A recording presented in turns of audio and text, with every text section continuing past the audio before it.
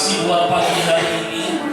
Kami sungguh bersyukur jika kami boleh hadir, yang boleh datang di hadirat-Mu dengan hati kami. Kami mau mendengar firman-Mu, sehingga setiap kami yang boleh hadir menjadi orang-orang yang bukan hanya jadi pendengar, jadi pelaku-pelaku firman-Mu. Ajar setiap kami boleh mengerti bahwa bukan sekedar itu berakar, tapi akhirnya bertumbuh dan akhirnya berbuah. Ajar setiap kami Tuhan di pagi hari ini mengambil suatu komitmen yang baru, sehingga kami pulang buat sesuatu yang baru, dan kami yakin itulah pewahyuan daripada Tuhan. Kami serahkan pemberitaan firman-Mu di dalam satu nama Tuhan kami Yesus Kristus, yang saya katakan amin. Silakan duduk kembali. Terima kasih. Halo. Masih ingat dengan saya? Sudah lupa. Beberapa tahun lalu saya berarti mungkin ketiga atau keempat ini saya sudah datang ke tempat ini, kalau Bapak Ibu Saudara masih ingat. Kalau nggak ingat saya akan perkenalkan kembali. Nama saya Yohanes Jatmiko. Orang pernah panggil kalau Mas Indra, Pak Katino itu taunya Yoyo waktu itu. Kita pernah satu asrama dan mereka di dalam kamar, saya cuma di teras. Benar ya? Saya di teras semua. Saya di teras. Oh, dua-duanya teras tadi ya. Jadi kita pernah di sebuah asrama dan tidurnya kami di emperan gereja. Teras itu cuma tikar sama bantal selimut satu waktu itu ya. Saya bertahan 2 tahun di situ. Tapi pagi-pagi kuliahnya beda, mereka teologi, saya kuliahnya matematika. Itu yang kami alami, dan puji Tuhan tahun 2003 saya pernah ke sini tapi jadi teknisi komputer, berdiri komputer gereja. Dan puji Tuhan beberapa tahun terakhir ini Tuhan panggil untuk melayani sepenuh waktu, dan saya bersyukur boleh ajak teman-teman yang kita sedang merintis sebuah komunitas di Kota Solo, boleh berdiri. Ini yang saya ajak.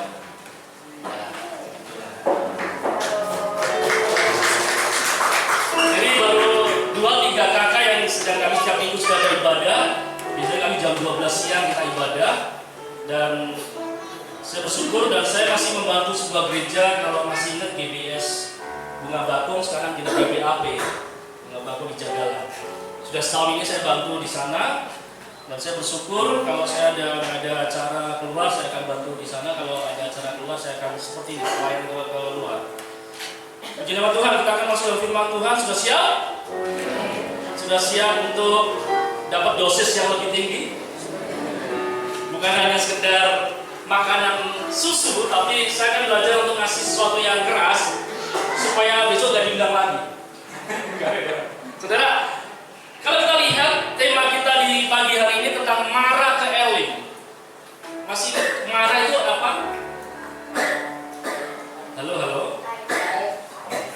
Ya, sebuah daerah. Jadi kalau saya bisa simpulkan, yuk kita buka next selanjutnya supaya kita tahu di Roma 15 ayat keempat. Next. Bahwa sebab segala sesuatu yang ditulis dahulu telah ditulis untuk menjadi pelajaran bagi kita, supaya kita teguh berpegang pada pengharapan oleh ketekunan dan penghiburan dari kitab suci. Jadi segala sesuatu yang ditulis dari Kejadian sampai Wahyu sebenarnya bukan ditujukan buat kita. Contoh kalau kita baca Korintus, sebenarnya Paulus memberi surat kepada jemaat Korintus. Ketika dia menulis Efesus, dia sedang menulis untuk jemaat Efesus. Lah apa gunanya buat kita? Buat menjadi pelajaran bagi kita. Bahkan sejarah-sejarah ketika bangsa Israel itu kurang lebih menggambarkan kehidupan kita. Kalau kita lihat seperti ini, saya bisa bagi 3 bagian. Ketika di Mesir dia diperbudak atau dalam masa penjajahan, kemerdekaannya dirampas, dan ketika dia keluar dia masuk namanya padang gurun.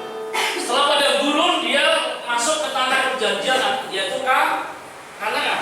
Pertanyaannya, sekarang Bapak Saudara sedang di posisi mana? Apakah masih dibelenggu, diperbudak oleh dosa, atau ada ikatan-ikatan yang belum selesai, atau sekarang sudah keluar tapi masuk padang gurun? Adanya cuma padang gurun yang gak tahu, belum ada berlimpah susu madu, atau kalau sekarang Bapak Saudara sedang berada di Kanaan yang sudah berlimpah susu madu? Coba sekarang perenungan, aku sedang ada di mana? Nah, kita akan lihat ada sebuah peristiwa yang dilalui oleh bangsa Israel, yaitu di Mara. Tapi sebelum Mara, next selanjutnya, kita akan lihat bahwa demikianlah pada hari itu. Keluaran pasal 14 ayat 30 sampai 31 yang boleh yang bawa kita boleh dibuka. Keluaran pasal 14 ayat 30 sampai 31. Demikianlah pada hari itu Tuhan menyelamatkan orang Israel dari tangan orang Mesir, dan orang Israel melihat orang Mesir mati terhantar di pantai laut. Ketika dilihat oleh orang Israel betapa besarnya perbuatan yang dilakukan oleh Tuhan terhadap orang Mesir, maka takutlah bangsa itu kepada Tuhan dan mereka percaya kepada Tuhan dan kepada Musa hambanya itu. Jadi ada sebuah peristiwa. Waktu itu bangsa Israel keluar dari tanah Mesir, kurang lebih 3 juta orang, dibawa oleh Musa, dan di tengah perjalanan ada sebuah laut yang sangat besar, ada begitu dalam, begitu luas, dan tidak bisa diseberangi.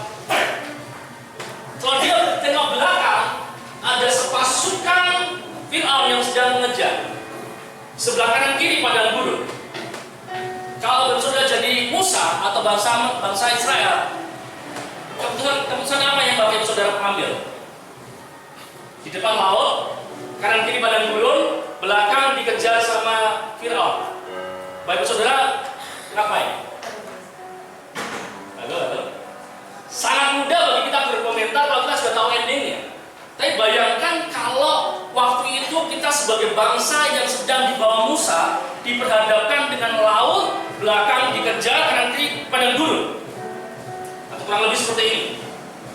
Bapak Ibu Saudara sedang berhutang, belakang dikejar debt collector, ya, dikejar angsuran, di depan nggak ada lagi istilahnya harapan, kayak laut, kanan kiri orang tua, saudara nggak ada yang bantu.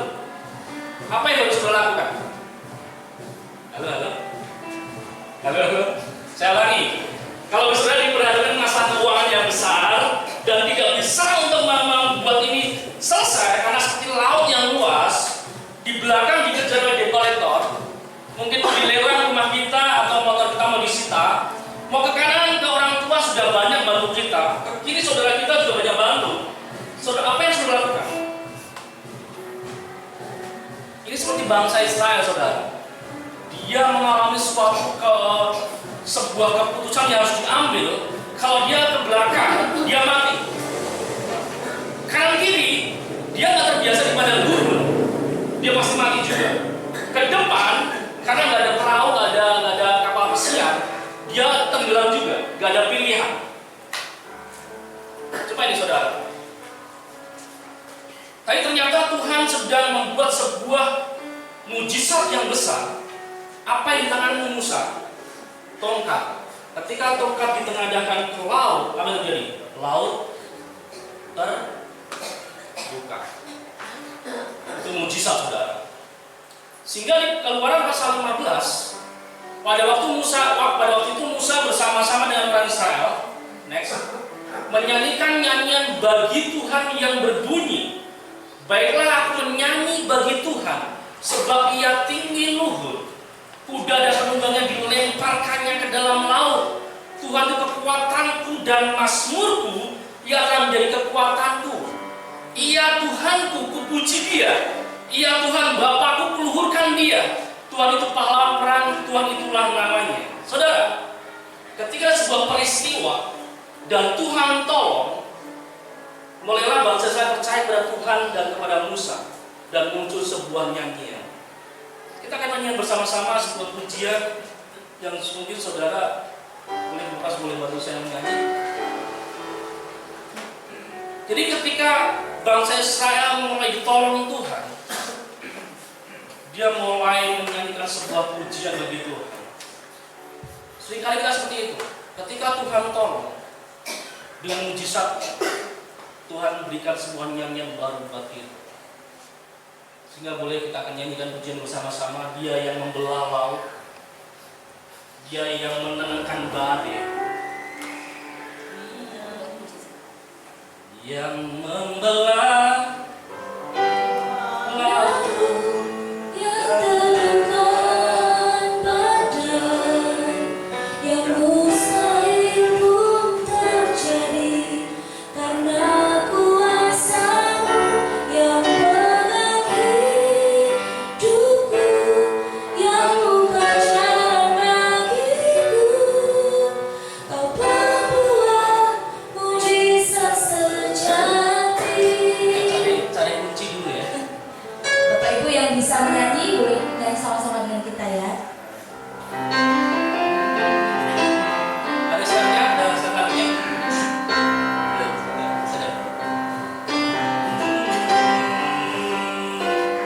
Yang membelah. Seberapa? Coba saja cari kuncinya. Maaf saya nggak hafal sama nyanyi. Laut yang teduhkan badan, yang mustahil pun terjadi karena kuasa-Mu yang pegang hidupku, Yang buka jalan bagiku.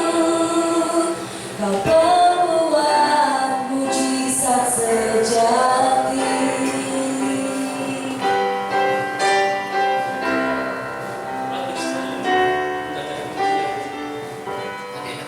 Saudara, jadi ketika Tuhan tolong dengan sebuah peristiwa, jadi gini, kalau saudara ditolong dalam segala sesuatu dan Tuhan tolong dan mulai keluarkan dari masalah, seperti bangsa Israel memuji menyembah Tuhan, setuju? Ada yang pernah Tuhan tolong angkat tangan, pernah mujizat disembuhkan? Weh, semuanya pasti pernah punya mujizat. Punya nggak lagu yang saudara mungkin ciptakan dari peristiwa itu? Belum ya? Mulai cari-cari nanti di rumah, cari kertas, mulai tulis-tulis gitu kan. Tuhan tolong dari sakit penyakit, mulai lagu pujian, Tuhan penyembuhku. Mungkin ditolong dari keuangan. Cari kata-kata yang membuat bahwa ketika kita menyanyikan itu, kita tahu peristiwa itu Tuhan pernah tolong kita. Jadi kebiasaan bangsa Israel dengan pujian ketika Tuhan tolong. Jadi ini yang dilakukan oleh bangsa Israel ketika ditolong Tuhan dari sebuah masalah yang besar. Akhirnya di belakang dibuat sebuah angin yang besar, ada sebuah kabut sehingga Firaun nggak bisa mendekat. Akhirnya laut terbuka, dia mulai jalan di tempat-tempat yang kering dan akhirnya sampai ke tujuan di seberang. Dan ketika mulai bangsa Mesir mengejar di tengah-tengah, laut tertutup kembali. Sehingga ada pujian penunggangnya dilemparkannya ke dalam laut. Keren saudara. Jadi peristiwa yang sangat-sangat luar biasa, laut terbuka. Tapi lihat setelahnya. Next selanjutnya. Di ayat selanjutnya, di ayat yang ke-22 kita akan lihat. Bisa baca selanjutnya next. Musa menyuruh orang Israel berangkat dari laut Teberau. Lalu mereka pergi ke padang Syur. 3 hari lamanya mereka berjalan di padang gurun. Itu dengan tidak mendapat air. Coba lihat. Setelah Tuhan tolong keluar dari laut Teberau, jalan 3 hari dan tidak ada air. Tadi dia memuji menyembah Tuhan, dia percaya kepada Tuhan, percaya kepada Musa pemimpinnya. Sekarang lihat, sampailah mereka ke Mara. Tetapi mereka tidak dapat minum air yang di Mara itu karena pahit rasanya. Itulah sebabnya dinamai orang tempat itu Mara. Lalu apa? Bersungut-sungutlah bangsa itu kepada Musa. Kata mereka, apakah yang akan kami minum? Jadi saudara, 3 hari yang lalu ditolong Tuhan, memuji menyembah Tuhan, percaya kepada pemimpinnya, mengagungkan pemimpinnya, mengelulukan pemimpinnya Musa bahwa dia terima kasih ditolong oleh Tuhan. 3 hari kemudian bangsa ini apa? Bersungut-sungut. Dengan mulut yang sama memuji-muji, dengan mulut yang sama bersungut-sungut, dengan mulut yang sama memuji Tuhan, dengan mulut yang sama dia mengolok-olok. dengan mulut yang sama memuji pendetanya, terima kasih Bu Pendeta, Pak Pendeta, kok baik sekali, terima kasih. Tiba ada masalah, apa yang terjadi? Ngomongin di belakang, terus apa lagi? Banyak sekali gereja-gereja yang terjadi perpecahan gara-gara seperti ini. Waktu ditolong, wah tuh pendetanya baik ya. Waktu nggak ada masalah, waduh, habis-habisan saudara. Karena di dunia pelayanan gereja saya 20 tahun, jadi banyak hal yang terjadi di gereja yang tidak sesuai dengan firman Tuhan. Dan ternyata ada peristiwa yang sama itu bangsa Israel. Ketika ditolong Tuhan, memuji menyembah Tuhan, ketika Tuhan nggak tolong, mulai kecewa, mulai mengatakan yang tidak baik tentang Tuhan. Dan akhirnya kecewa adalah harapan dikurangi kenyataan. Ketika melihat air, timbul harapan yang besar, timbul sesuatu yang wah, ketika aku akan masuk ke air itu, karena aku haus, aku akan terjun ke dalamnya, mungkin berenang, langsung minum air banyak-banyaknya. Tapi ketika masuk ke Mara, ternyata saudara, yang dicicipi ialah pahit. Timbul kecewa, timbul bersungut-sungut. Apa yang diketemukan tidak sesuai dengan apa yang diharapkan. Saudara, seberapa banyak saudara punya harapan tinggi, ternyata kenyataannya tidak sesuai harapan. Ada? Halo, Bapak Saudara. Saya ulangi. Bapak Saudara punya harapan yang besar, tahu-tahu kenyataannya tidak sesuai harapan. Pernah nggak? Atau sering? Sering. Itulah manusia, saudara. Dengan mulut yang sama, dengan pikiran yang sama, memuji menyembah Tuhan, mengeluarkan pemimpinnya, dengan mulut yang sama, dengan pikiran yang sama, punya pikiran jelek tentang pemimpinnya. Sama, Musa dalam perjalanan hidupnya itu banyak, ada yang memberontak, ada yang mengata-ngatai, banyak hal saudara.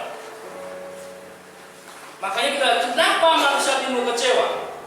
Next, selanjutnya kita akan pelajari bersama-sama supaya kita ngerti bahwa marah itu timbul kecewa, timbul sakit hati, timbul kepahitan, timbul kecemasan, timbul kekhawatiran, timbul banyak hal. Bahkan dia berpikir lebih baik aku di Mesir, banyak aku bisa lakukan banyak hal. Ternyata ketika dia dimarah, dia tidak ingat Tuhan pernah tolong. Walau bisa terbelah jadi dua. Dia nggak ingat kebesaran Tuhan, dia nggak ingat kebaikan pemimpinnya, yang aja ada sakit hati atau pahit. Orang pahit, saudara, mau dengar berita baik apapun tetap pahit. Karena kayak pakai kacamata hitam. Ada yang pernah pakai kacamata hitam masuk ruangan ini? Meskipun ini terang beneran, kalau pakai kacamata hitam apa terjadi? Gelap, saudara. Mau pendetanya baik sebaik apapun, kalau hatinya baik, tetap jelek. Jadi ternyata masalah hati itu masalah yang sangat-sangat krusial yang Tuhan mau ini dipulihkan. Karena bermula di Taman Eden, lihat nih, ada gambarnya. Ada sebuah buah yang dibuat Tuhan untuk tidak boleh diraba atau dimakan. Yang lain boleh kamu makan, tapi buah ini jangan kamu makan, itu buah pengetahuan baik dan jahat. Yang satu kehidupan. Ini manusia. Banyak ribuan pohon, ribuan buah, tapi kenapa dia melanggar cuma satu ini? Ada yang tahu jawabannya? Kalau saudara di depan itu kan ada pohon apa itu? Ada mete, apa lagi? Ada pohon, ada banyak buah-buah di situ. Saudara masuk ke situ, ada pilihan banyak buah, tapi ada larangan jangan makan buah yang di tengah. Saudara, di tengah ada buah yang jangan kamu makan kalau masuk ke sawah itu.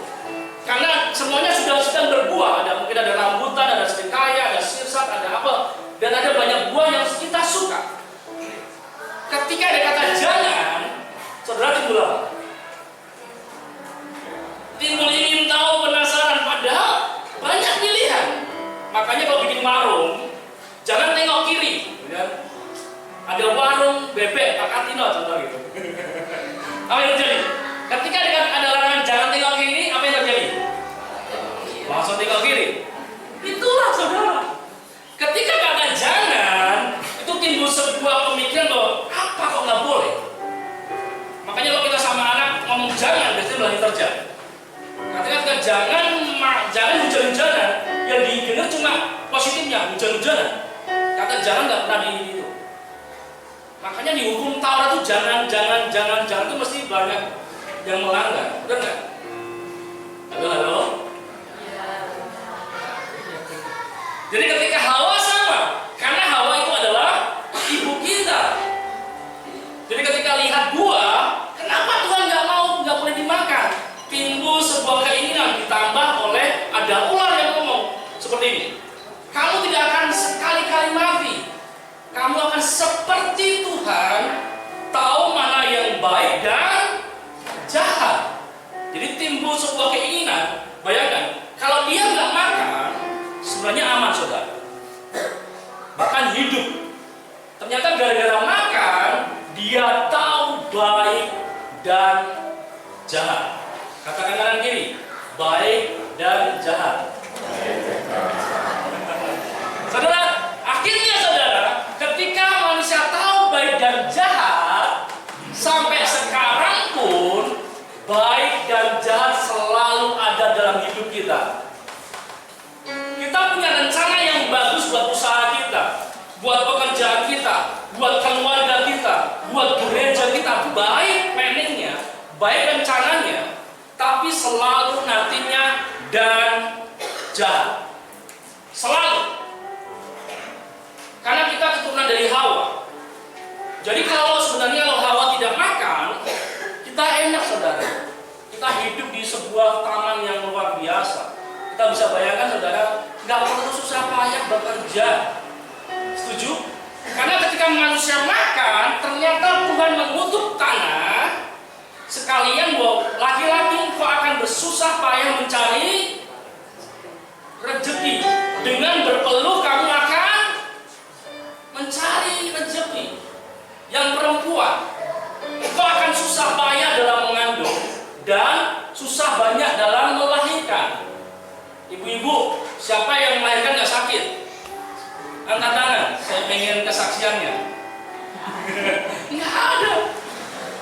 Ini baru dari Taman Eden karena pemberontakan oleh Hawa dan Adam.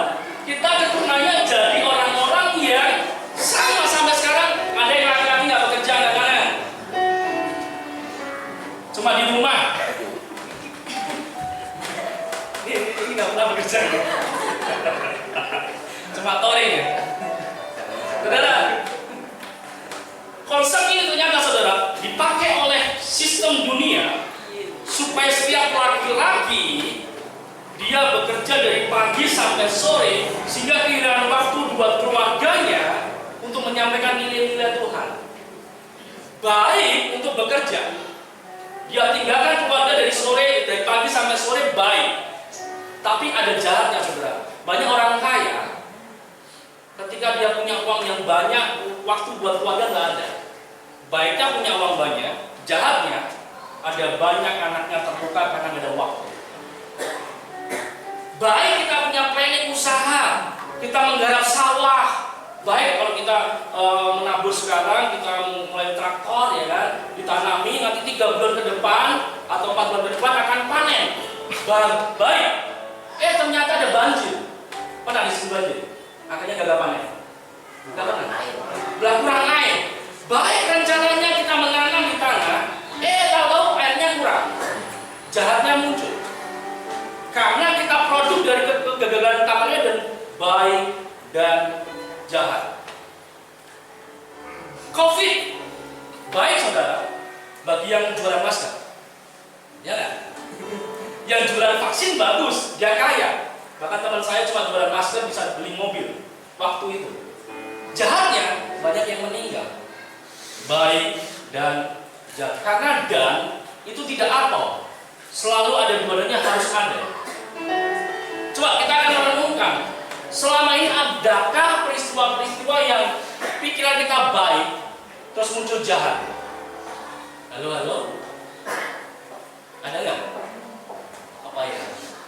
Nggak jauh-jauh nih saudara. Ini di kota Solo karena hamba Tuhan saya dengar sedang ikut sebuah program. Ada koperasi yang menawarkan setiap bulan 10%. Ada yang ikut? Ada nggak? Dia mulai jual nih saudara. Ini ada satu temen nih di Solo. Dia punya gereja. Terus gerejanya sedang bangun. Akhirnya sertifikat gereja dimasukkan ke BNI. Yang tiap bulan harus bayar BNI, saudara. Terus ada program ini, bagus kan? Baik untuk membantu. Akhirnya dia pinjam mertuanya sertifikat, masuk ke bank. Terus sisanya buat yang DP mobil, sisanya dikasihkan ke koperasi ini, saudara. Berjalan beberapa bulan bagus, bisa ngangsur yang gereja, bisa ngangsur mobil, bisa ngangsur yang sertifikat mertuanya. Mulai bulan Februari Maret ternyata tidak sesuai harapan, timbul kecewa. Akhirnya berhadapan dengan apa? Jahat. Nanti saudara, makanya segala sesuatu di dunia ini selalu unsurnya baik dan jahat karena sedang makan buah itu. Ketika buah itu masuk ke perut saudara, Hawa mengalami mungkin tubuh yang tidak kemuliaan lagi, bisa mati. Karena buah itu masuk ke tubuh, timbul sakit penyakit. Makan masuk ke perut, ke pikiran, timbul namanya pembunuhan. Akhirnya Kain membunuh Habel. Karena Kain membunuh Habel, ditanya Tuhan, di manakah adikmu? Timbul kebohongan. Nanti saudara, dari pemberontakan yang kecil muncul buah yang baru, pembunuhan, kebohongan, sampai di zamannya Nuh, dosa sudah sangat-sangat luar biasa. Akhirnya Tuhan kasih air bah. Bayangkan kita sekarang saudara, kita kelahir dari akumulasi dosa yang sudah berkembang, bahkan sampai teknologi sekarang saudara. Ada namanya apa, AI, dalam bahasa Inggris apa sekarang? AI, gitu kan? Ada tahu AI? Artificial Intelligence. Jadi saudara kalau lihat banyak web, tinggal saudara gini. Bahkan di pelayanan saudara, itu baik dan jahat. Contoh, saya mau khotbah tentang kasih. Buatkan saya khotbah tentang kasih. Sret, langsung ayatnya saudara. Kalau dulu kan kita merenungkan Tuhan kasih ayat apa gitu ya. Waktu kita nggak ada internet ya Pak Indra ya. Kita mau bikin tugas saja, cari bahasa Ibrani juga nggak. Sekarang saudara, kita tinggal klik, muncul semuanya. Baik saudara. Tapi ternyata jahatnya ada sebuah penipuan baru. Contoh, dia jualan online, terus akhirnya kan transfer. Transfer biasanya kirim bukti transfer, benar? Dia tinggal buatkan saya struk BCA atau BRI atau apa yang presisi, muncul tuh saudara. Rupiahnya, bahkan jamnya, bahkan semuanya persis presisi. Jadi kalau dikirim ke penjualnya seperti kayak asli. Jadi teknologi yang baik bisa jahat. Kita punya teman baik waktu SMP, waktu SD, tahu-tahu ketemu. Sudah 15 tahun nggak ketemu, datang ke rumah kita karena teman baik, tahu-tahu dipersilahkan masuk. Masuk silakan, ngobrol lama-lama, ujung-ujungnya duit orang. Ya nggak? Ada yang alami? Teman pas reonnya gitu kan, baik, temannya baik saudara. Baik, tetapi ketika sudah lama-lama, tahu WA. Punya uang enggak? 1 juta. Besok Kamis saya akan kembalikan, saudara. Akhirnya apa? Dikasihkan transfer. Hari Kamisnya belum. Baik dan jahat. Semuanya saudara. Jadi gara-gara ada peristiwa ini, maka sampai akhirnya dia tahu dia telanjang. Gambarnya itu dia ambil daun pohon ara, disematkan di dalam supaya kemaluannya tidak kelihatan. Lihat, tapi usaha manusia daun itu bisa kering. Tapi Tuhan membuatkan sebuah kulit, sebuah jubah dikasihkan kepada Adam dan Hawa, dipakaikan di situ. Sejak awal Tuhan itu tidak pernah berubah kasih setianya. Meskipun manusia memberontak, Dia tetap memberikan kulit binatang, dibuatkan, dikasihkan ke Adam dan Hawa. Coba saudara, sejak awal pun Tuhan sudah punya kasih setianya tidak berubah. Dia tetap baik. Tapi konsekuensinya manusia harus keluar dari Taman Eden. Dan kita semuanya adalah keturunan. Jadi kalau saudara sekarang bisa sakit hati, bisa marah, bisa khawatir, bisa cemas, berarti kita adalah keturunan mulai nangkap. Kenapa kok ada sakit hati? Kenapa ada penyakit? Kenapa ada khawatir? Kenapa ada cemas? Kenapa ada banyak hal yang jahat ada dalam hidupku? Kenapa cuma nggak baik aja? Bayangkan ini, yang punya baik dan jahat adalah Tuhan. Karena firman-Nya gini, kalau kamu raba dan makan buah itu, kamu akan seperti Tuhan yang tahu baik dan jahat. Yang ingin Tuhan inginkan adalah kita kembali ke Taman Eden lagi. Kalau Tuhan punya baik dan jahat, dia terikat dengan sifatnya. Tuhan itu baik, berarti ada jahatnya. Cuma tahu baik dan jahat. Tapi karena kita tahu baik dan jahat, ada jurang pemisah, ada malaikat yang menutup supaya masuk Taman Eden ini, supaya kita ke pohon kehidupan, ditutup itu. Sehingga kita nggak bisa makan kehidupan, kita cuma makan baik dan jahat. Akhirnya timbul banyak sekali sakit penyakit, umurnya nggak bisa panjang, dia mengalami banyak karena dosa. Timbullah kecewa, dimarah, pahit. 3 hari yang lalu memuji-muji, 3 hari kemudian memaki-maki. Setahun yang lalu kita punya sahabat yang baik, punya teman yang baik, punya pendukung yang baik, punya jemaat yang baik. Tahun berikutnya kita kehilangan. Itulah dunia. Tahun kemarin kita bisa akrab kemana-mana, apa-apa telepon-teleponan, kalau telepon bisa berjam-jam. Masuk ke marah, timbul pahit.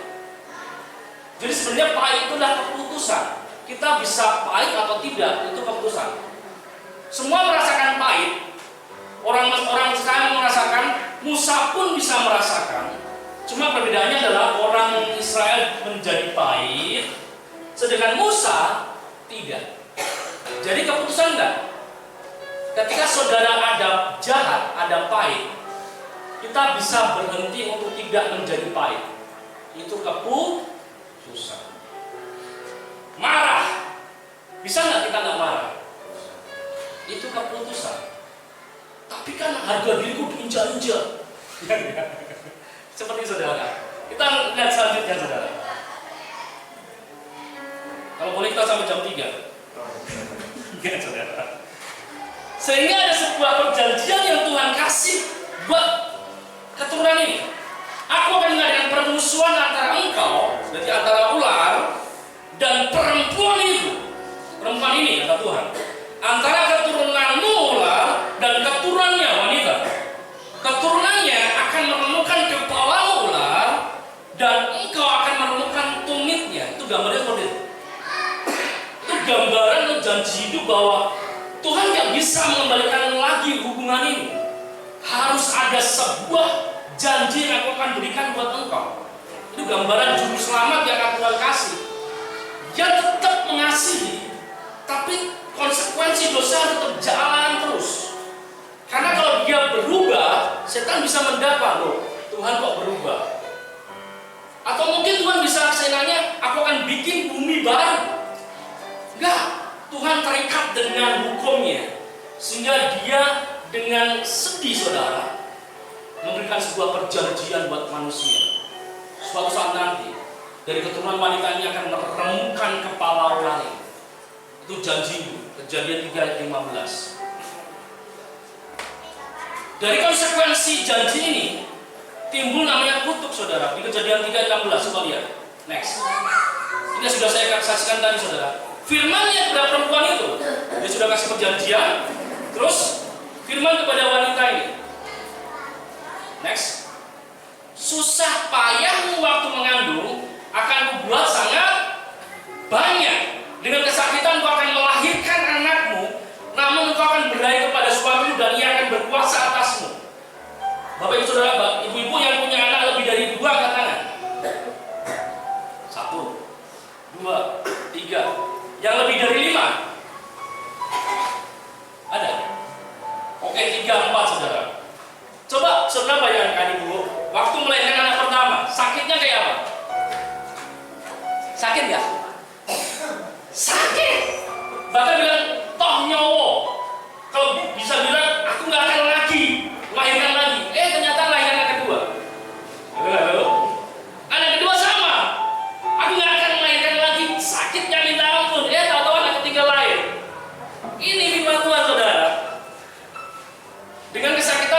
melahirkan anakmu, namun engkau akan berlari kepada suamimu dan ia akan berkuasa atasmu. Makanya anaknya ada yang 3, ada yang 4, ada yang 5, bahkan dari ibu saya itu anaknya total 8. Jadi ibu saya 8. Dulu kan banyak-banyak saudara. Ini firman Tuhan masih berlaku sampai sekarang. Wanita-wanita, sadarilah, kita masih dalam kutub Taman Eden.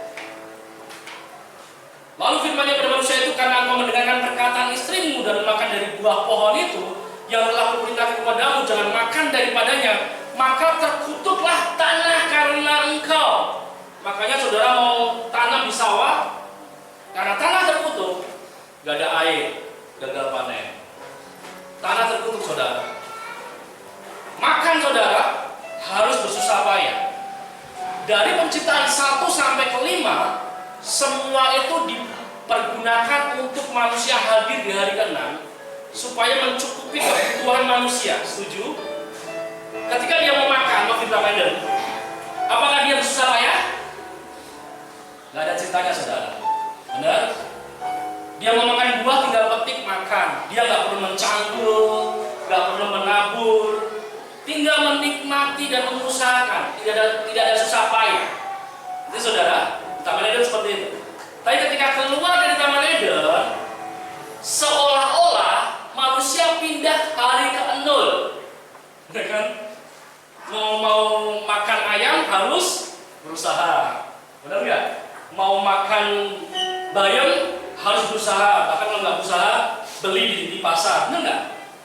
Seolah-olah kita harus bersusah payah untuk mendapatkan dari pencipta dari pertama sampai ke 5. Benar? Jadi seolah-olah kita berpindah dari hari ke-6 yang Tuhan sudah sediakan semuanya, berpindah ke hari ke-0, kita harus bersusah payah untuk mencari rezeki, untuk makan semuanya seperti itu saudara. Bahkan terkutuklah tanah karena engkau, dan dengan bersusah payah engkau akan mencari rezekimu dari tanah seumur hidupmu. Coba saudara lihat, kakek-kakekmu yang sudah meninggal, bagaimana perjalanan hidupnya? Lahir, terus beranjak dewasa, menikah, terus bekerja di ladang, di sawah, pulang balik lagi, tahu-tahu meninggal, benar nggak? Siklusnya kayak gitu, lahir, menikah, mati, hidup, berusaha kayak gitu, sampai sekarang seperti itu. Dan konsep perjanjian saudara, next, adalah ketika yang membuat perjanjian sudah meninggal, maka ahli waris menjadi pewaris perjanjian tersebut. Kalau berkat juga berkat mengalir, kutub juga kutub mengalir. Itu perjanjian. Jadi kalau itu seperti ini, Tuhan itu berupa dengan sabar dan kasih setianya, berlimpah-limpah, ia mengampuni kesalahan dan pelanggaran, tetapi sekali-kali ia tidak membebaskan orang yang bersalah dari hukuman. Bahwa ia akan membalaskan kesalahan bapa kepada anak-anaknya, kepada keturunan yang keberapa? Ketiga dan keempat. Yang salah Mbah Biut, tapi cucunya bisa kena. Nanti masuk ini firman Tuhan. Bukan saya mengada-ngada saudara. Jadi ketika perjanjian itu terjadi, kutuk itu terjadi, janji kedatangannya atau kutuk itu terjadi, kita mewarisi dua itu. Berkat dan kutuk mengalir dalam diri kita. Sehingga next, kita akan perbandingan saudara. Ada berkat versus kutuk. Dan kita lahir dengan dua-duanya ada dalam diri kita. Berkat dan kutuk ada dalam diri kita. Contohnya Abraham. Dalam Kejadian 12 ayat 2-3, kalau kau keluar dari tanah kediamanmu, aku akan membuat kau jadi bangsa yang besar. Siapa yang memberkati kau akan diberkati, siapa yang mengutuk kau akan dikutuk. Abraham mendapatkan janji Tuhan. Ishak juga sama. Seperti janji yang diberikan kepada ayahmu Abraham. Jadi Abraham diberkati, Ishak diberkati. Coba, saudara pernah lihat nggak? Kutuk dari Abraham juga ngalir ke Ishak. Di dalam saudara. Halo. Coba buka Kejadian 12, kita akan baca bersama. Kejadian 12. Kejadian pasal 12 ayat yang 11-13. Sudah ketemu, katakan amin. Coba baca salah satu yang laki-laki, yang keras. Pada waktu itu Ya. akan masuk ke Mesir, berkatalah ia kepada Sarai istrinya, memang aku tahu bahwa engkau adalah seorang perempuan yang cantik parasnya. Oke, kelas selanjutnya 12. Apabila orang Mesir melihat engkau, mereka akan berkata, itu istrinya. Jadi mereka akan membunuh aku dan membiarkan engkau hidup. 13. Katakanlah bahwa engkau adikku, supaya aku diperlakukan mereka dengan baik karena engkau, dan aku dibiarkan hidup oleh sebab engkau.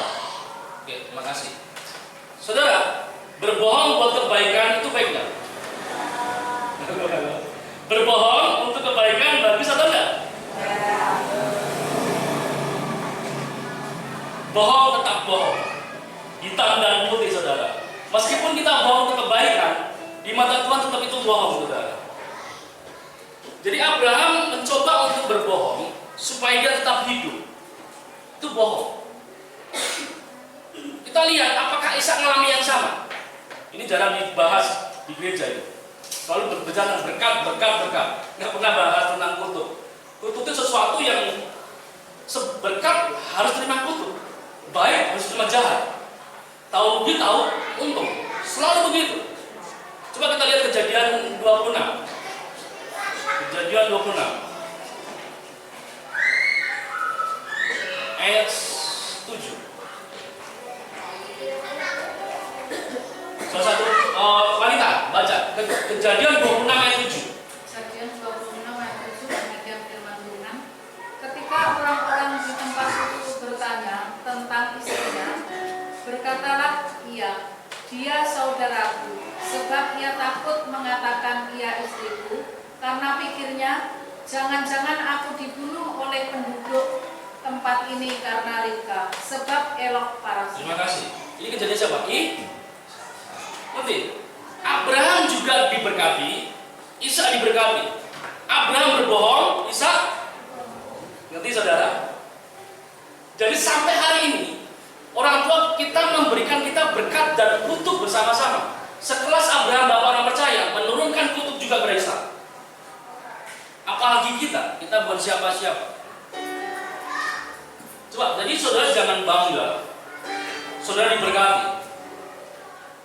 Pasti ada jahatnya juga. Nah, saudara mulai berpikir gini. Kita diberkati dapat, kalau secara keuangan, kita dapat uang.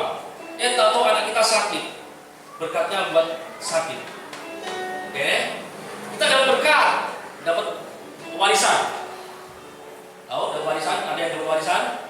Beli motor buat anaknya. Kecelakaan. Baik dan jahat, berkat dan kutuk berjalan bersama-sama. Dapat uang lagi karena bekerja, ketemu teman lama, ditipu. Pernah ngalami? Dapat berkat lagi, ada aja untuk membuat uang itu hilang. Kita sedang berada dalam sebuah dunia yang berkat dan kutuk berjalan bersama-sama.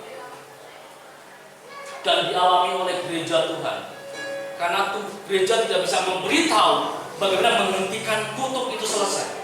Sehingga hanya cuma berkat yang ngalir terus, kutuk selesai. Tidak pernah diajarkan. Hanya dia tentang berkat, tapi nggak tahu caranya untuk mencari berkat bisa. Tapi kalau kutuk nggak selesai, selalu mengikuti. Berkat, tahu-tahu enaknya operasi. Uang yang selanjutnya buat yang lain, buat operasi. Kasih ke dokter. Ya nggak? Dapat berkat lagi. Belikan motor, motornya ternyata kredit, ngangsur. Bulan kelima nggak bisa ngangsur, motornya dijual balik. Ternyata uang yang tadi buat dari warisan diberikan mobilnya ngangsur. Bulan ke-7 nggak bisa ngangsur, hilang lagi. Berkat dan kutuk mengalir. Yang saya mau ajarkan di siang di pagi hari adalah caranya untuk kutuk itu berhenti. Saya akan kasih sebuah rahasia dari Alkitab, saudara. Selanjutnya, ada kisah lagi, saudara. 2 Samuel 21 ayat 1-14. Saya akan ceritakan supaya menghemat waktu. Di 2 Samuel 21 ada sebuah peristiwa. Daud sedang menjadi raja. Dan selama 3 tahun bangsa Israel mengalami kelaparan. Oke? Dia kaget kenapa sampai 3 tahun kelaparan tidak selesai. supaya yuk kita baca bersama-sama supaya tidak dari saya yang menerangkan. 2 Samuel pasal 21 ayat pertama. Saya akan bacakan buat Bapak Saudara. 2 Samuel 21 ayat pertama. Dalam zaman Daud terjadilah kelaparan selama 3 tahun berturut-turut. Lalu Daud pergi menanyakan petunjuk Tuhan. Berfirmanlah Tuhan. Jadi ada masalah, 3 tahun nggak selesai-selesai. Contoh, saudara punya sakit penyakit nggak selesai-selesai, masalah keuangan nggak selesai-selesai, masalah keluarga nggak selesai-selesai, masalah apapun nggak selesai. Tanya kepada Tuhan. Oke, kayak Daud 3 tahun nggak selesai.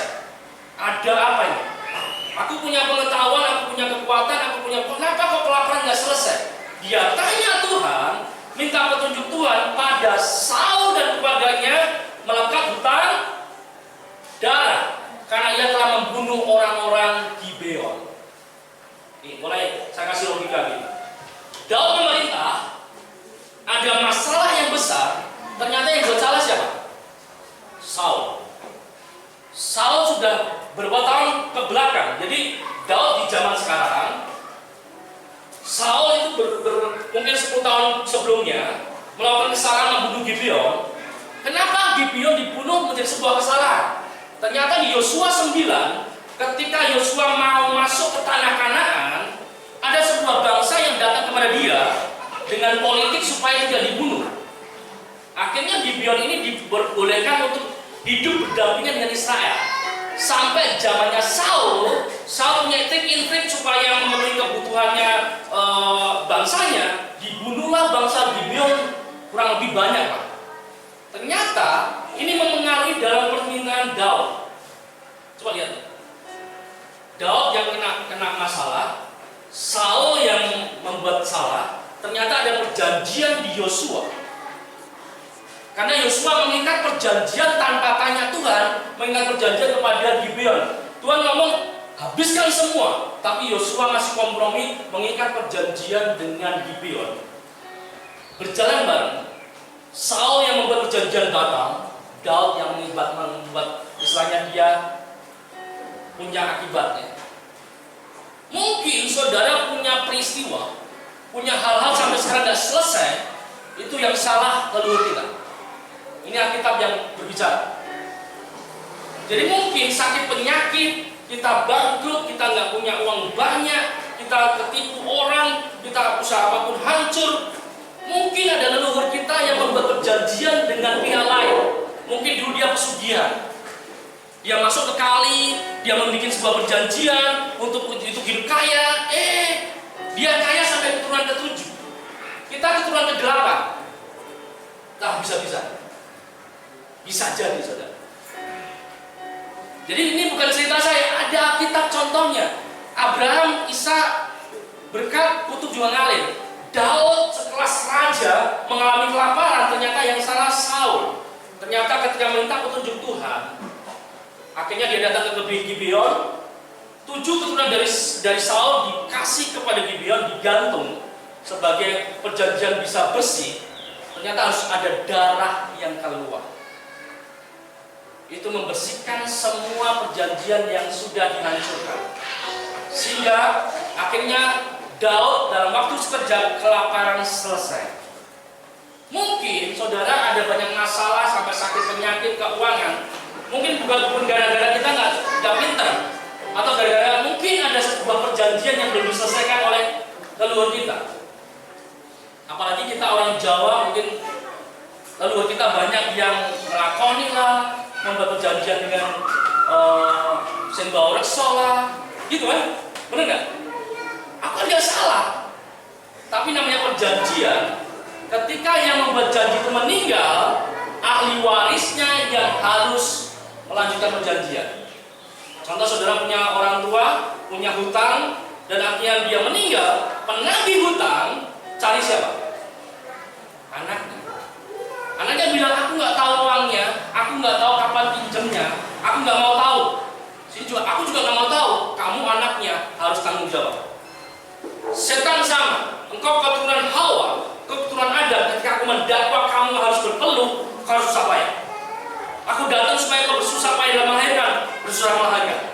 Dia mendakwa itu, saudara, dia punya sebuah istilahnya hukum.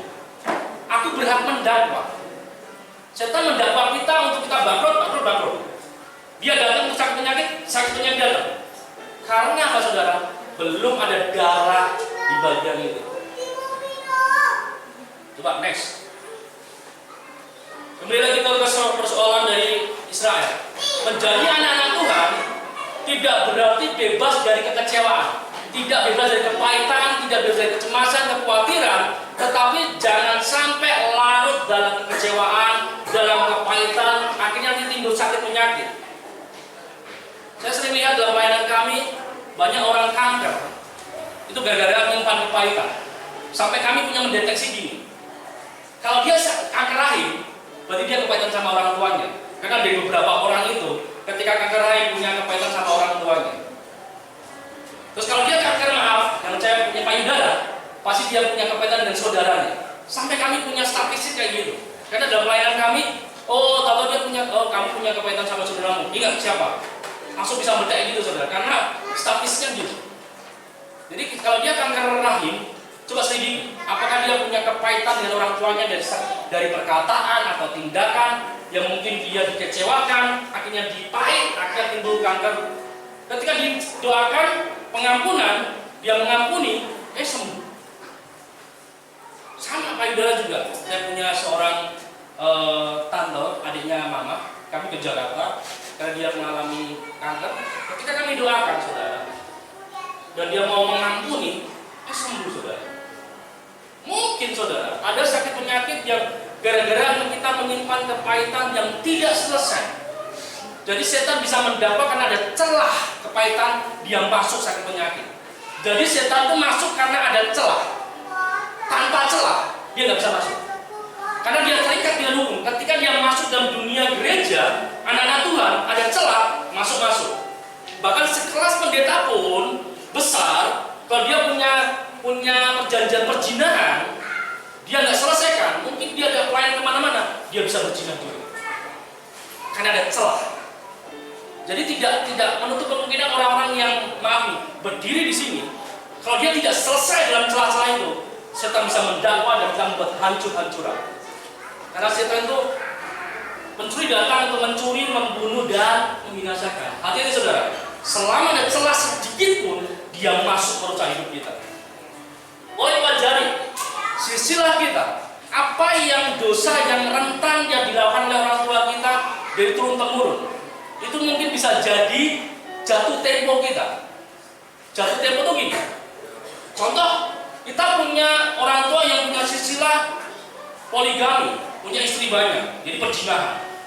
Gak mungkin dia jatuh tempo datang waktu kita SD. Setuju? Dia akan datang mendakwa. Kalau dia sudah menikah, dia akan mendakwa dengan sebuah settingan. Ada celah. Dia belum beres nih. Dia masih menyimpan pikiran-pikiran porno. Dia mungkin meskipun dia pelayanan. Maaf nih, saya gambarkan saya di bidang pelayanan aja supaya Bapak aman. Dia kerja di sebuah kota. Suatu ketika dia didampingi sama istrinya. Habis khotbah, dia tidur di hotel. Tak tahu ada satu jemaat, Pak, saya mau konseling. Ya. Dia datang konseling ke hotel. Bapaknya pendeta, konselingnya cewek. Di lobi ya, ngobrol. Akhirnya nangis. Pak, punya berat suamiku gini. Nangis kan nggak enak. Yuk kita ke kamar aja yuk, supaya enak gitu. Masuk ke kamar, biasanya ngobrol nih. Ngobrol punya intens deket-deket kakinya apa, saudara? Ketika ada celah ini, dia mulai kehilangan akal sehatnya. Baik dan jahat. Konseling baik, jahatnya muncul karena ada celah, akhirnya muncul perzinahan di situ. Maaf, saudara, dosisnya tinggi, agak sedikit keras. Saudara. Selama saudara masih ada celah dosa, setan bisa masuk dalamnya dan merusak hidup kita. Ada perbedaan besar antara orang yang merasakan pahit dan orang yang menjadi pahit. Merasakan pahit tidak dapat dihindari, tetapi yang menjadi pahit adalah sebuah keputusan. Kita lihat apa yang menjadi keputusan Musa waktu melihat Mara. Next.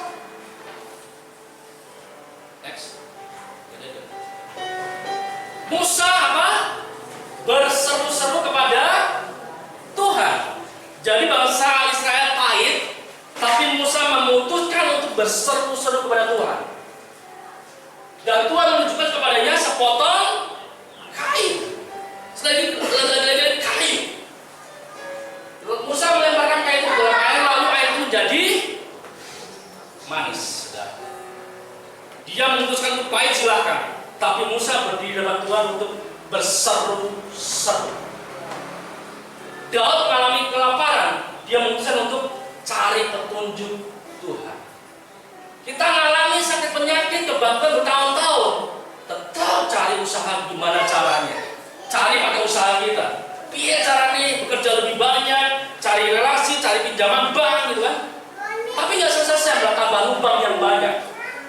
Ada yang alami saudara? Lubang dengan lubang, punya lubang utang, ditutup dengan lubang lagi.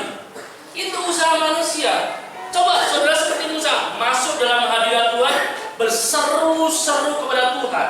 Tuhan tunjukkan sepotong kayu, dilemparkannya, simpel saudara, jadi manis. Kalau dia dengan pengetahuannya, dia cari kayu manis saudara. Oh kalau 5 liter kayu manisnya mungkin setengah kilo masukkan, jadi manis gitu. Usaha dia. Tapi bayangkan kalau itu sebuah sungai yang besar, butuh berapa kayu ton? Jadi ketika masuk dalam hadirat itu berseru, kita sudah menantikan namanya mujizat. Katakan dengan ini mujizat. Di padang gurun selalu banyak mujizat. Setuju? Nah, akhirnya kita lihat kenapa dengan kayu. Petunjuk teologisnya atau sebuah profet ini, suatu saat nanti ada seseorang yang tergantung di tiang kayu salib yang membuat pahit menjadi manis. Yang khawatir punya damai sejahtera, yang punya dosa diampuni, punya kepahitan jadi berbuah bisa mengampuni manis karena salib Kristus. Yang membuat celah tertutup adalah darah. Sehingga Galatia bilang Kristus telah menebus kita dari kutuk hukum Taurat dengan jalan menjadi kutuk karena kita.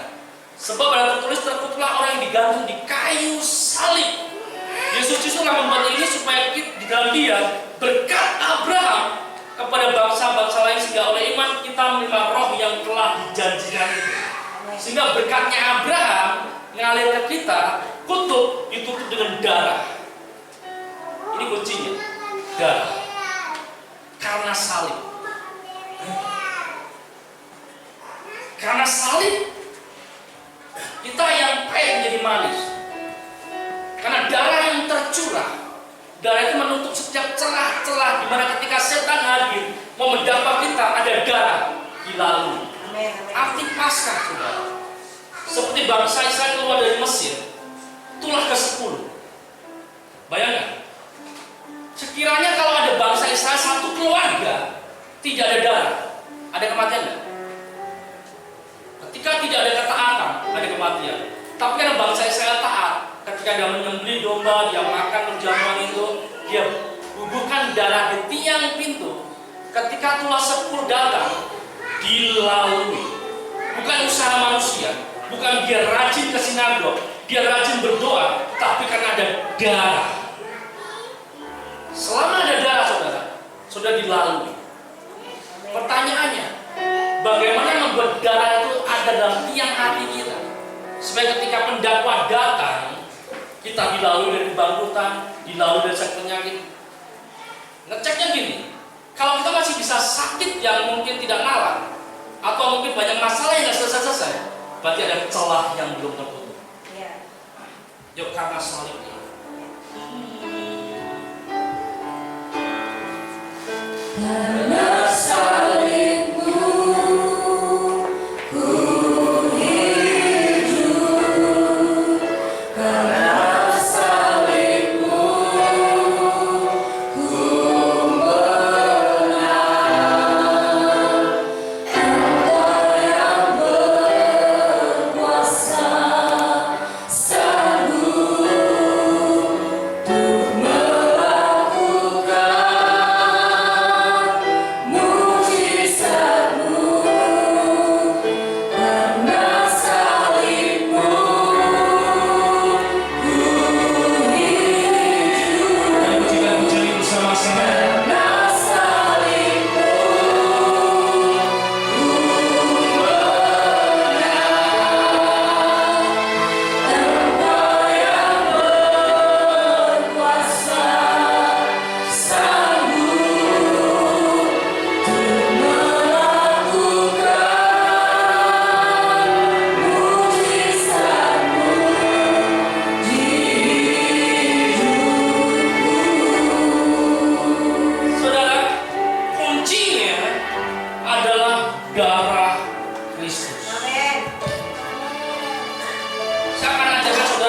supaya darah itu ada dalam hatimu?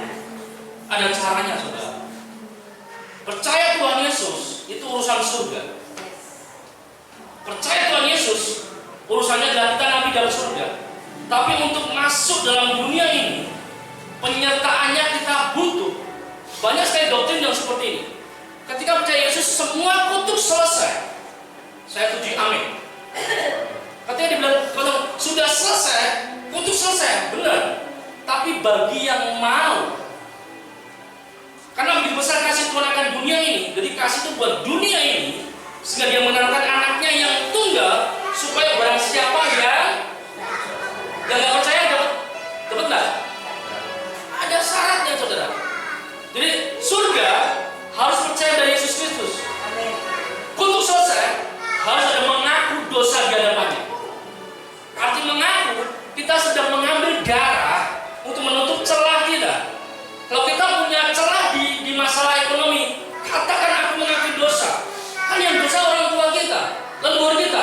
Kita kalau di hadapan mendakwa, kita juga pelaku. Kita perlu mengaku sebagai orang yang melakukan kejahatan itu. Sampai Adam Hawa pun, meskipun dia meninggal, kita keturunannya, kita berhak juga mengaku salah karena kita juga pelaku kejahatan juga. Di mata pendakwa, kita yang makan buah itu. Ini mulai dosennya nambahin gini. Ya, selalu Adam dan Hawa mati, kita keturunannya di hadapan mendakwa, kita juga pemakan buah itu. Nanti masuk perjanjian, dia sudah meninggal, kita keturunannya juga di mata pendakwa, di mata setan, kita yang makan buah itu. Sehingga setan punya hak untuk mendakwa kita. Dan selama nggak ada darah Kristus, nggak ada pengakuan, dia masuk merusak hidup kita. Jadi pengakuan itu sangat penting. Dengan mengaku dan percaya dalam hati Yesus Tuhan, masuk surga. Dengan mengaku dan percaya dalam hati, mengaku dosa, ada darah yang menutup celah itu. Jadi simple. Kita nggak perlu modal yang besar. Mulut ini kita gunakan untuk mengaku dosa. Sehingga saudara, ketika pahit menjadi manis, yang Tuhan tunjukkan di dalam Keluaran 15 next, lihat. Setelah pahit menjadi manis, ketika Tuhan kita ditebus, next, di sanalah diberikan Tuhan ketetapan dan peraturan-peraturan. Jadi setelah Tuhan tolong, Tuhan kasih ketetapannya kepada mereka, dan setelah Tuhan mencoba mereka, firman-Nya, jika kamu sungguh-sungguh mendengarkan suara Tuhan dan melakukan apa yang benar di matanya dan memasang telingamu pada perintah-perintahnya dan tetap mengikuti segala ketetapannya, maka akan tidak menimpakan kepadamu penyakit manapun yang telah kutimpakan kepada Mesir, sebab aku Tuhanlah yang menyembuhkan engkau. Akulah Jehovah Rafa yang membuat pahit menjadi manis. Tapi kalau aku sudah tolong, aku kasih hukum-hukum supaya kau taat. Setuju? Kalau kau sudah ditolong Tuhan, sekarang jangan sampai kamu masuk di lubang yang sama. Kalau kau pernah disakit dalam sakit penyakit, jangan sakit lagi. Kalau kau ditolong dalam keuangan, jangan hutang lagi. Setuju? Jadi firman ini berkata bahwa kau harus taat kepada Tuhan, tunduk dan taat. Meskipun dia mampu menyembuhkan. Saya sering kasih ilustrasi kepada teman-teman gini. Kalau seorang dokter, dia punya dokter spesialis. Bahkan kalau ada orang ke dia harus ngantri berjam-jam untuk berkonsultasi karena dia punya spesialis untuk menyembuhkan penyakit itu. Cuma pertanyaannya, kalau saudara jadi dokter, berharapkah kalau anakmu jadi pasien? Hah? Pak Katino jadi dokter contoh, dokter spesialis di Manyaran ini, buka praktek jam 5 sampai jam 7 ratusan orang nggak ngumpul. Pak Katino berharap nggak anaknya jadi pasien? Nanti maksud saya. Jadi meskipun Pak Katino punya keahlian luar biasa, dia berharap anaknya nggak jadi pasiennya. Berarti kalau pasien berarti dia sakit. Kesembuhan harus ada namanya peristiwa sakit. Supaya tidak sakit, Pak Katino akan datang ke rumahnya habis praktek, dia ceritakan semua pengetahuannya kepada anaknya. Sini kumpul semuanya. kamu harus seperti ini, makan seperti ini, kamu jangan makan ini, kamu jangan seperti ini. Banyak kebiasaan yang disampaikan pada anak-anaknya, dikasih ketetapan-ketetapannya supaya tidak sakit. Setuju? Jadi anak dokter itu sebuah hak istimewa, karena anak-anaknya tahu pengetahuan yang bisa membuat dia nggak sakit. Sama halnya, anak Tuhan itu istimewa kita mendengar firman Tuhan setiap minggu. Jadi kita punya hak istimewa dibanding orang-orang yang nggak percaya Tuhan. Karena setiap minggu kita datang ke gereja pasti firman Tuhan disampaikan, ketetapan Tuhan disampaikan, sehingga seharusnya hidup kita dalam keberhasilan, dalam kesehatan prima. Seharusnya.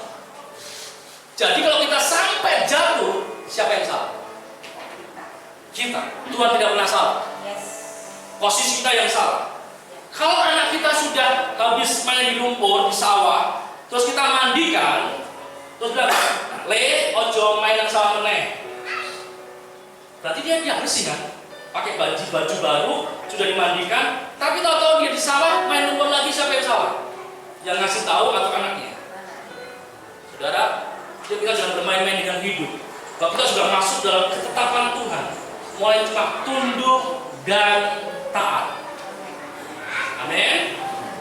Siap sampai jam 3?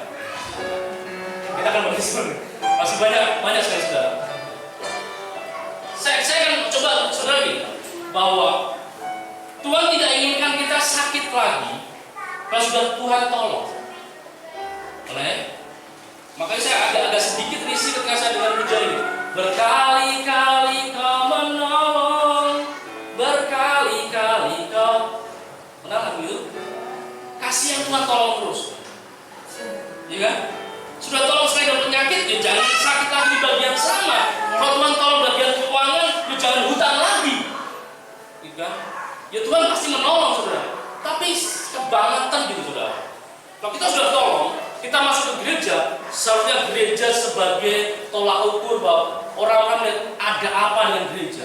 Kalau ketika orang masuk gereja ada perubahan karakter. Sehingga saudara, jangan kejar karunia. Karunia itu adalah gift atau hadiah. Mau karunia bahasa roh, karunia bernubuat, karunia menyembuhkan, itu cuma pemberian. Tapi kejarlah karakter. Bangsa Israel kenapa tidak masuk dalam Kanaan? Karena karakternya belum bisa untuk mendapatkan kelimpahan, sehingga dia perlu 40 tahun disesat, mungkin banyak masalah supaya karakternya hilang. Karakter sombong, karakter kepahitan, karakter bersungut-sungut. Saudara, ketika karakternya sudah bagus, karakter itu menopang karunia. Orang sering mengejar karunia, tapi karakternya bobrok. Ngejar karunia, mampu mengajar dengan baik, berkhotbah dengan baik, punya karunia kesembuhan, punya karunia bahasa roh, punya karunia menafsirkan, punya karunia menyembuhkan, ternyata di keluarga nggak jadi berkat.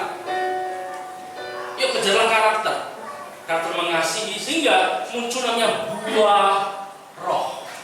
Di sebuah gereja, kalau ada yang ini dengki, adanya perpecahan, ada kepahitan, ada musuhan, ada gegepan, berarti ada roh pemecah di situ. Buah roh nggak ditonjolkan. Jadi roh itu yang membuat hancur. Sehingga saudara, kita perlu untuk menyikapi bahwa banyak anak-anak Tuhan itu kerasukan, tapi tidak manifestasi. Ini prosesnya lebih tinggi lagi. Kalau saudara tahu kerasukan, apa yang terjadi orang kerasukan? Biasanya orang kerasukan setan biasanya gimana? Teriak-teriak. Tapi lihat di Alkitab, ada 2 orang sekelas muridnya Yesus. Contoh Petrus. Ketika ditanya, menurutmu, menurut orang itu siapakah aku? Kata orang itu Yohanes Pembaptis, kata orang Elia. Tapi menurutmu, siapakah aku? Engkau adalah Mesias, anak Tuhan yang luar biasa. Benar tidak? Terus Yesus bilang gini, keren. Kalau bukan Bapa yang menyatakannya, tidak mungkin. Jadi di pikiran yang sama Petrus dapat pewahyuan bahwa bisa menyatakan bahwa Yesus adalah Mesias. Detik berikutnya Yesus ngomong, sebentar lagi aku akan datang ke Yerusalem, aku akan dibunuh, disesah, bahkan aku akan mati. Petrus bilang apa? Sekali-kali Tuhan tidak akan menimpa engkau. Terus Yesus bilang ini, nyahlah setan. Seringkali orang kerasukan tidak berteriak-teriak, tapi dalam perkataan dan keputusan. Waktu perjamuan, ketika Yesus perjamuan, terus bilang gini, ada seseorang yang akan mengkhianati. Terus, tapi sebelumnya, iblis merasuki Yudas. Akhirnya Yesus bilang gini, iblis, nyala iblis, lakukanlah apa yang engkau akan lakukan. Jadi Yudas dirasuki setan, tidak berteriak-teriak, tapi dia mengambil keputusan yang tidak masuk akal. Dia mengkhianati sahabatnya Yesus, itu sangat tidak masuk akal, saudara. Jadi mungkin kita kerasukan setan, mungkin dalam berbicara kita, dalam sikap kita, dalam keputusan kita. Jangan sampai setan kasih benih ke kita untuk membuat gereja ini hancur, membuat gereja ini berpecah, membisikkan sebuah ide-ide, membisikkan sebuah kata-kata pahit, membisikkan sebuah kata-kata yang membuat ada gap, ada perpecahan. Selama ada perpecahan, ada kedengkian, ada iri di sebuah gereja, ada roh di situ yang dititipkan kepada jemaat di situ. Makanya penting sekali, saudara, kita harus punya kepekaan. Ini dari Tuhan atau dari mana? Ini next akan saya bahas tentang kerasukan. Tapi kita akan bahas dalam sisi lagi. Saya akan berhenti meskipun masih slide-nya masih banyak, saudara. Intinya sih, saudara. Next lagi, karena saya akan bahas dengan nama-nama. Ini Jehovah Rafa, dia Tuhan menyembuhkan. Next lagi, cepat aja terus lagi, terus dia nama dia Yahweh, ada bilang Yahuwah. Ini dikatakan karena di Alkitab yang kita baca di TB nggak muncul nama ini. Tapi saya mau munculkan ini supaya saudara ngerti bahwa nama Tuhan kita, nama itu, nama yang suci itu, nama yang luar biasa. Di ayat di IMB itu sangat jelas bahwa nama itu adalah nama yang dia pribadi yang berada di kekekalan, dia bertahta di atas segalanya. Bahkan orang yang mau menyentuhnya, daging itu pasti mati. Itu namanya luar biasa. Dan dia sumber kehidupan. Jadi ketika kita mengenal nama itu, kita sedang mengenal dia kehidupan. Sehingga pohon kehidupan itu digantikan dalam diri Yesus, akulah jalan dan hidup, dan kebenaran dan hidup. Dia kehidupan itu sendiri. Next. Dia dikatakan Elohim, dia Tuhan yang perkasa. Dia dikatakan lagi, next, El Shaddai. Terus dia Jehovah Jireh, dia Tuhan yang menyediakan. Dia Tuhan kalau sedang mengalami kekurangan, dia adalah pribadi yang menyediakan. Amin. Kita cek satu kata, satu ayat. Di Matius 6 ayat 33. Tetapi carilah dahulu, maka semuanya yang ditambahkan apa? Coba kita lihat ayat belakangnya. Janganlah kamu khawatir apa yang hendak kamu makan, apa yang hendak kamu minum, apa yang hendak kamu pakai. Itu semua dicari oleh bangsa yang tidak mengenal Tuhan. Tapi Bapakmu tahu bahwa kamu memerlukan semuanya itu. Terus, tetapi carilah dahulu, maka semuanya yang ditambahkan itulah semua yang dicari oleh bangsa-bangsa yang tidak mengenal Tuhan. Jadi hukum prioritas, saudara. Kalau kita mencari makan, mencari minum, mencari yang kita pakai, kita sama seperti bangsa yang tidak mengenal Tuhan. Jadi ngeceknya gini, kalau sampai sekarang kita belum ditambahkan, berarti pencarian sama Tuhan belum sungguh-sungguh. Kan simpel ayat itu. Semuanya akan ditambahkan. Jadi kalau kita belum ditambahkan, berarti kita belum mencari kerajaannya. Simpel nggak ayat itu? Sesimpel itu, saudara. Jadi kalau ayat ini tidak terjadi, ada sebabnya. Berarti kita tidak mencari kerajaannya dan kebenarannya. Karena apa? Ketika mencari kerajaan, ketemu siapa? Ketemu raja. Kalau sudah ketemu raja gimana? Enak nggak? Saudara ketuk-ketuk ibu gembala. Diketuk pintu, kalau ketemu gembala enak nggak? Kalau saudara pengen menginap, oh silakan, ini ada kamar gitu. Selama kita mengetuk dan gembala tidak membukakan pintu, saudara tidak pernah bisa tidur di kamar, tidur di emperan. Setuju? Ketika mencari mengetuk, saudara bertemu dengan tuan rumahnya. Ketika ketemu dengan tuan rumahnya enak, saudara. tinggal tasnya dikasih kamar, kita bisa jalan-jalan, nikmati gitu kan. Selama mengetuk pintu tuan rumah belum membuka, kita nggak punya akses. Saudara. Jadi cari rajanya, cari Tuhan. Ketika kau ketemu dengan raja, kau sehidangan dengan raja, sehingga semuanya ditambahkan kepadamu. Oke, itu ketinggian dosisnya. Saya akan turunkan lagi, saudara. Yang terakhir, saudara, apa yang kita akan lakukan supaya darah itu menempel? Kita perlu namanya mengaku dosa. Itu ya, saudara. Jadi kuncinya yang saya mau kasih ini baru kulitnya, saudara. Kita perlu menutup celah itu dengan darah Kristus. Dengan cara apa? Celah mana kita akui sebagai kesalahan kita. Simple. Contoh di Taman Eden. Kesalahan Taman Eden adalah kesalahan kita. Ya udah, ngaku aja, Tuhan, aku mengaku salah karena saya memakan buah itu. Diakui saja. Ketika sudah mengaku di hadapan Tuhan, kau sudah membuat darah itu tertempel di celah itu, sehingga ketika pendakwa datang, aduh, ada Yesus di situ, kita dibebaskan. Simpel kan? Karena saya ingat beberapa tahun yang lalu sini sudah pengakuan Taman Eden, saya pernah masih ingat. Kunci yang lain, saudara, bahwa apapun dosa, 10 hukum itu, jadi jangan salah, saudara, hukum itu sampai sekarang masih berlaku. Di dosisnya lebih tinggi lagi. Saya akan kasih tahu ini. Dimanapun ketika hukum terjadi, hukum itu masih berjalan, saudara. Contoh hukum fisika. Ini ada orang fisika di sini.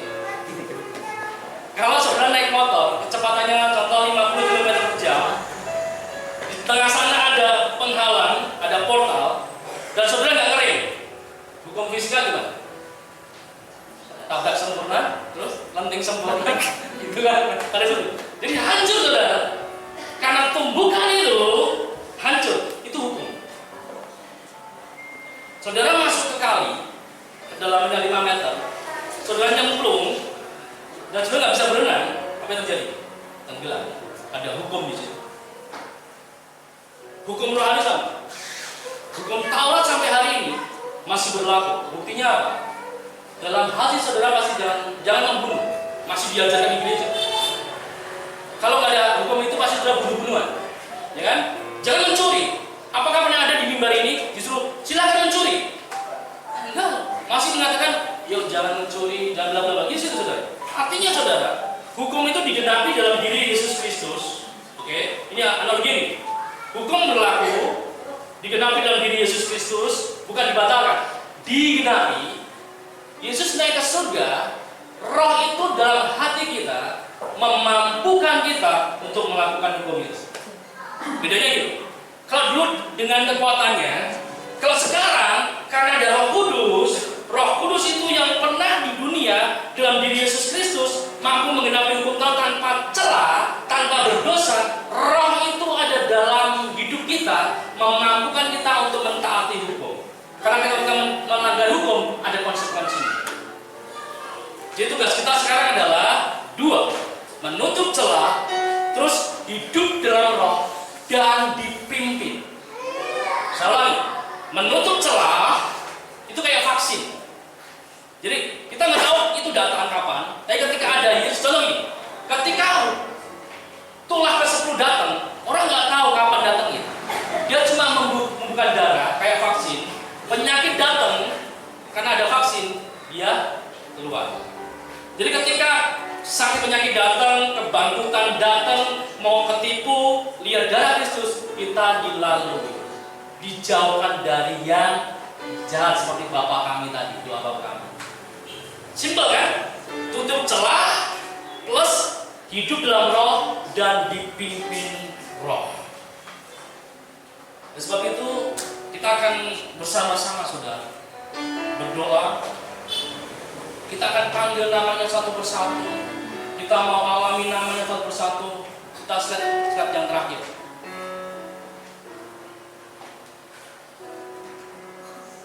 Slide yang terakhir. Kita akan pujian ini. Kita mau tutup mata gitu. Mulai tanya Tuhan, Tuhan celah mana yang harus aku tutup dengan darah? Kalau mungkin selama ini ada sakit penyakit yang bertahun-tahun tidak selesai, nggak kunjung selesai, aku mau tutup celah sakit penyakit dengan darah Kristus. Ketika dakwaan sakit penyakit tidak akan sembuh, ketika ada darah Kristus ada kesembuhan. Kita sudah kekurangan. Setiap kali ada masalah keuangan kita akan selalu cari pinjaman, cari hutang. Dan hutang tidak selesai selama bertahun-tahun. Tuhan, aku mau tutup celah itu. Dan aku berkata kepada Jehovah Jireh, Tuhan yang mencukupi. Bahkan kalau masalah marah, ada kepahitan seperti di marah, Tuhan inginkan kita ke Elim. Mungkin ini belum saya singgung, saudara. Ternyata ketika sudah pahit, Tuhan tidak mau kita tinggal di marah, tapi Tuhan mau melangkah lagi kepada Elim, di mana Elim ada 12 mata air dan 70 pohon kurma. Ada pemeliharaan Tuhan. Bahkan 12 mata air. Bangsa saya ada 12 suku. Satu suku satu mata air. Kita punya berkatnya sendiri. Jangan iri dengan keberhasilan orang lain. Jangan bandingkan dengan keberhasilan orang lain. Kita punya berkatnya masing-masing sesuai kapasitas kita. Coba mulai Tuhan di daerah mana? Semua pengurus saya akan undang semua maju depan untuk membantu ujian ini. Mungkin ada masalah hubungan. Dulu bisa, tapi sekarang ada kepahitan dan sebuah masalah. Tutup celah itu dengan darah, sehingga kita mampu mengupgrade diri kita dengan kemampuan kita bisa mengampuni. Mungkin ada timbul kekecewaan dengan anak kita, tidak sesuai harapan kita, masalah sekolah, masalah pekerjaannya, kita timbul kecewa. Kita mau cari darah Kristus menutupnya, sehingga kita melihat bahwa Dia El Shaddai, Tuhan yang besar, yang membuat masa depan anak kita, masa depan yang penuh dengan harapan.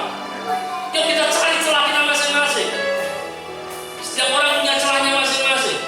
Tutup dengan darah Kristus, sehingga pasca kita dilalui.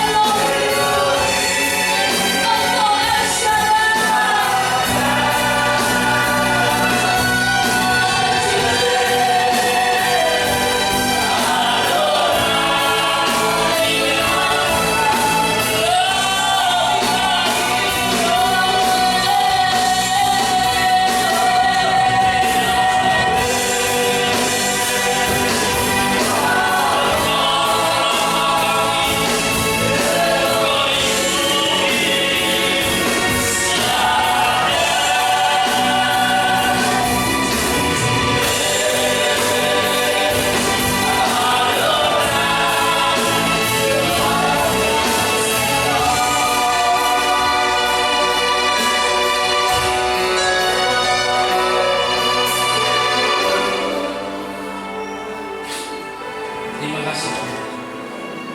Saudara yang mau menutup celah di bagian hukum-hukum itu, supaya saudara tidak terkena hukum itu, tidak di bawah hukum Taurat, saudara perlu mengakuinya sebagai sebuah pengakuan supaya setiap celah-celah hukum itu tidak didakwakan kepada kita, sebab ada darah itu.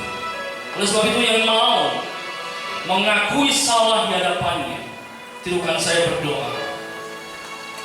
Katakan saya, sebutkan nama lengkapmu, mengaku bahwa saya dan nenek moyang saya telah melakukan pelanggaran terhadap hukum Tuhan yang tercatat dalam Ulangan 27 ayat 15 sampai 26.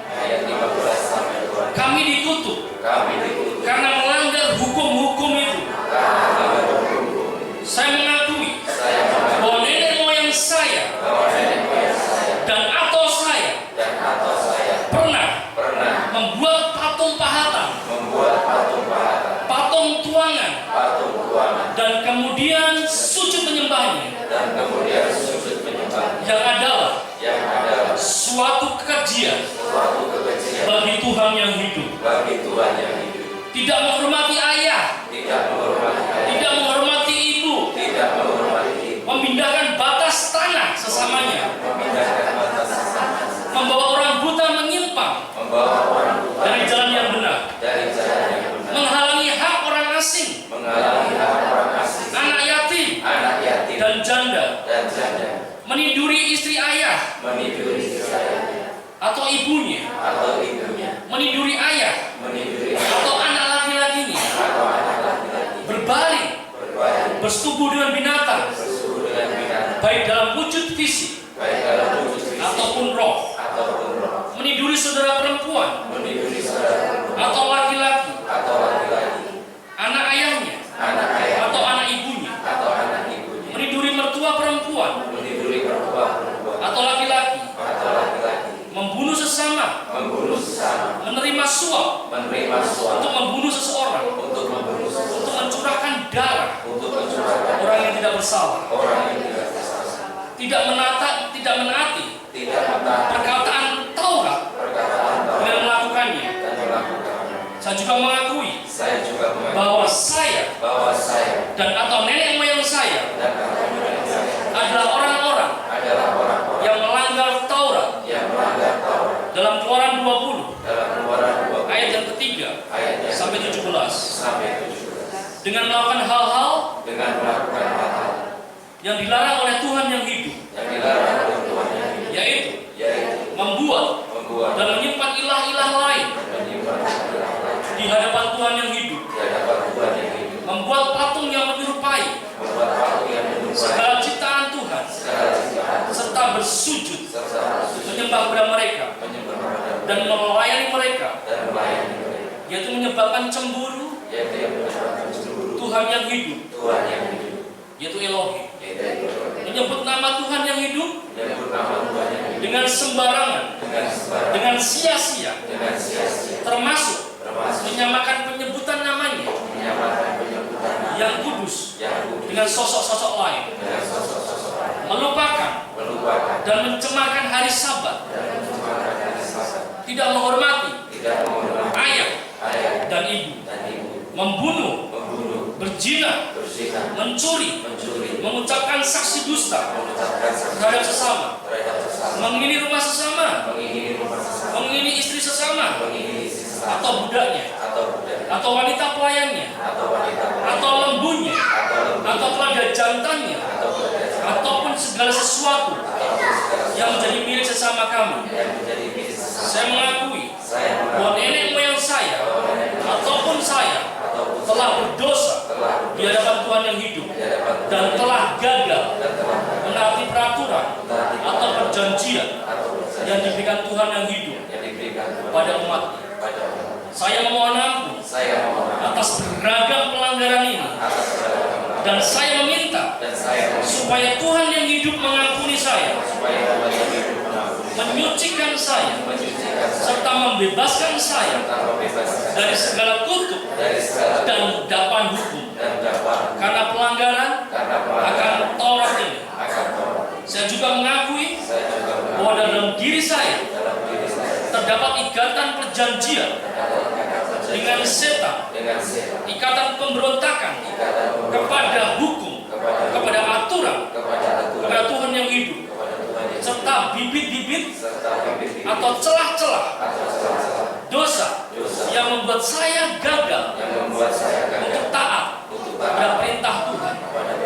Saya memohon ampun, dan saat ini saya mendeklarasikan bahwa saya mengikatkan diri kepada Tuhan yang hidup melalui karya penebusan, melalui darah salib, melalui kuasa darah salib, melalui Yesus Kristus Sang Mesias, dan melalui Dia saya ambil bagian dalam perjanjian Sinai dan turut menjadi umat dari Tuhan yang hidup, Tuhan yang disembah oleh Abraham, oleh Ishak, oleh Yakub.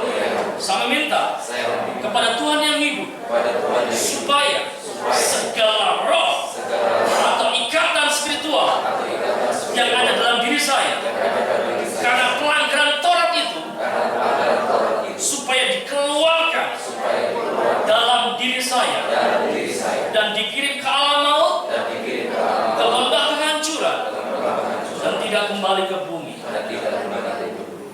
Amin. Silakan duduk kembali. Terima kasih saudara. Itu yang sudah saya sampaikan di pagi hari ini. Mungkin ada sesuatu yang tidak jelas, mungkin dosisnya ketinggian, atau bukan susu tapi makanan keras. Saya mohon supaya Roh Kudus untuk membuka kita semuanya, bahwa pesan saya saudara simpel, bahwa celah perut itu dengan darah, supaya tidak lagi ada kepahitan, tidak ada lagi sakit penyakit, tidak ada lagi kebangkrutan, tidak ada lagi dengki, pertengkaran, perselisihan. Semuanya akhirnya muncul buah roh, kasih, sukacita, kebaikan, kemurahan, terus kelemah lembutan, sampai penguasaan diri. Amin. Saya persilakan dari kita.